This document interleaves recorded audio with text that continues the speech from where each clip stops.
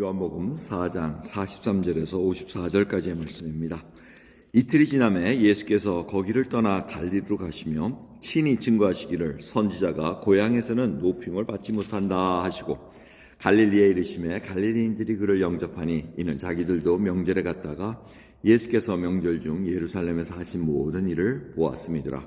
예수께서 다시 갈릴리 가나에 이르시니 전에 물로 포도주를 만드신 곳이라. 왕의 신하가 있어 그 아들이 가버나움에서 병들었더니 그가 예수께서 유대로부터 갈릴리에 오심을 듣고 가서 청하되 내려오셔서 내 아들의 병을 고쳐주소서 하니 저가 거의 죽게 되었습니다. 예수께서 가라사대 너희는 표적과 기사를 보지 못하면 도무지 믿지 아니하리라. 신하가 가로되 주여 내 아이가 죽기 전에 내려오소서.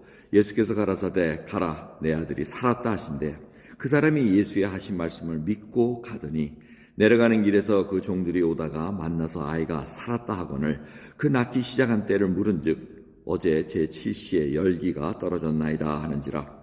아비가 예수께서 내 아들이 살았다 말씀하신 그때인 줄 알고 자기와 그 온 집이 다 믿으니라. 이것은 예수께서 유대에서 갈릴리로 오신 후 행하신 두 번째 표적이니라. 아멘. 요한복음 4장 오늘 본 말씀 보면 이틀이 지났다고 얘기합니다. 이틀을 어디서 유하셨냐면 사마리아 땅에서 그 너무나도 유명한 그 여인을 구원시키고 또 그 사마리아인들을 다 구원시키는 그러한 놀라운 역사를 이틀이나 유하셨다는 겁니다. 그곳에서 열어신 다음에 갈릴리 지방으로 다시 올라가시는데 주님께서 뭐라 그러십니까? 선지자가 고향에서는 높임을 받지 못한다. 이 나사렛과 그 지역에 있는 갈릴리 지역을 가시려는데 아시면서도 가신다는 겁니다. 이 뜻은 뭐냐면 분명히 배척을 받을 걸 아시고 그리고 인정받지 못할 걸 아시지만 그곳에서도 하나님께서 구원 베푸는 영혼들이 있기에 거기 가신다는 겁니다. 그러니까 그 박해가 있고 멸시받고 천대받을 곳인 줄 아시면서도 그곳에 하나님이 일하시는 곳이 있기 때문에 가신다는 것을 우리는 분명히 알고 있어야 됩니다. 그래서 그쪽에 갔더니 이 사람들이 많이 모여 있었습니다. 그리고 가나라는 지역을 먼저 갑니다. 가나는 이미 요한복음에서 혼인식 날 물로 포도주를 바꾼 그런 표적을 보여주신 것입니다. 그곳에 사람들이 다 모이고 또 소문도 들었습니다. 예루살렘에서 예수님께서 엄청난 일들을 행하시고 권세 있는 일들을 행하시고 그리고 그들이 이적을 또 바랐다는 겁니다. 표적을 바랐습니다. 기사가 일어나기를 바랐다는 겁니다. 미러클이 일어나고 정말 하나님이 어떤 일을 행하시면서 마술 같은 일들을 바라보기 시작했다는 겁니다. 그럴 때 마침 가버나움에서 왕의 신하 고위 관리 한 명이 와서 자기 아들을 고쳐주기 위해서 좀 오십시오 하고 얘기합니다. 근데 가나에서 가버나움까지의 거리는 거의 22마일이 됩니다. 그러니까 굉장히 먼 길, 여기서부터 어디죠? ኳ티코 좀 넘어서 거기까지 온 겁니다. 그러니까 이게 보통 거리가 아닙니다. 아이를 살리기 위해서 자기 아들 죽게 생겼으니 좀 와서 고쳐주십시오 하고 이 고백을 합니다. 그런데 주님께서 뭐라 그러십니까? 48절.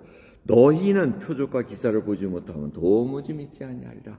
지금 너희라는 단어를 쓰십니다. 이 아비에게 하는 얘기가 아니고 지금 그 얘기를 듣고 있는 가나 그 다음에 갈릴리 지방의 사람들의 그 믿음을 지금 보시는 겁니다. 너희들은 말씀으로 믿는 것이 아니고 지금 그것을 기다리고 있다. 표적을 기다리고 있고 뭔가 하나님이 일하시는 어떤 기적적인 것을 바라보면서 그걸로 너희들은 믿으려고 하느냐. 하나님께서 그 대신 뭐라 그러니까 예수님은 내 아들이 살았다. 가라 하고 얘기합니다.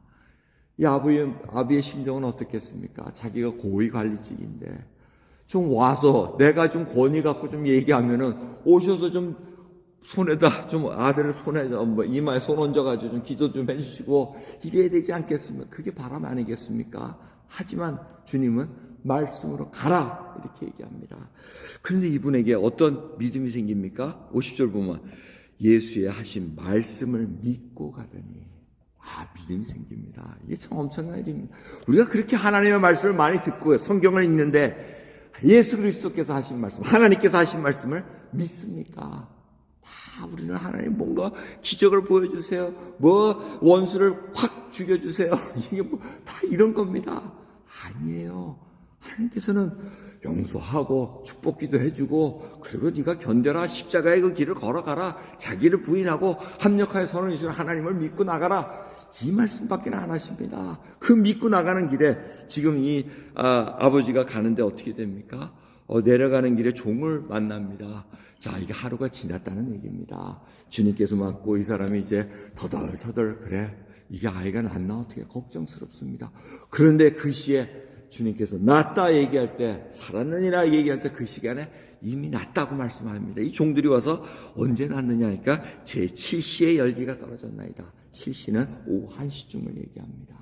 그러니까 이 아버지가 가만히 생각하니까 예수님께서 말씀하신 그때구나.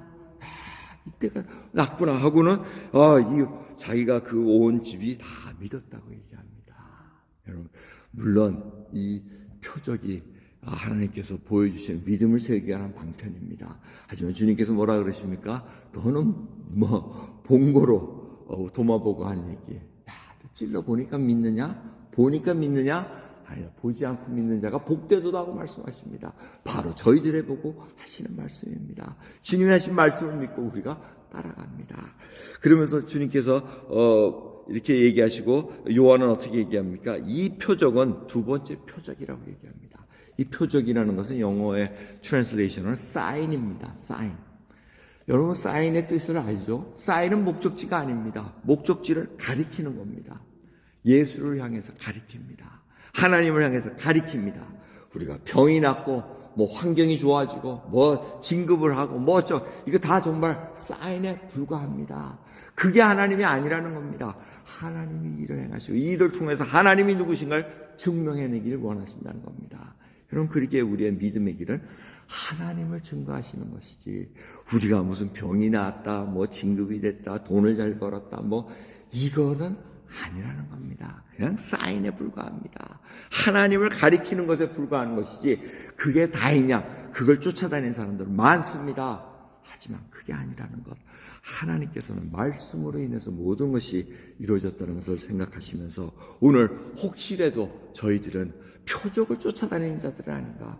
왜 목적을 보지 않고 사인, 목적지를 가리키는 그 사인 간판만 바라보면서 그게 마치 나의 신앙의 모든 것인 양 착각하고 살아가겠습니까? 진정 믿음의 모든 것들은 예수 그리스도를 안고 한 걸음 한 걸음 걸어가는 저 여러분 되기를 간절히 소원합니다. 기도하겠습니다. 하나님 감사합니다. 오늘도 귀한 새벽 저희들 혹이라도 이 믿음이 정말 표적을 봐야지만 뭔가 기적을 봐야지만 확인되는 믿음이라면 불쌍히 여겨주시옵소서.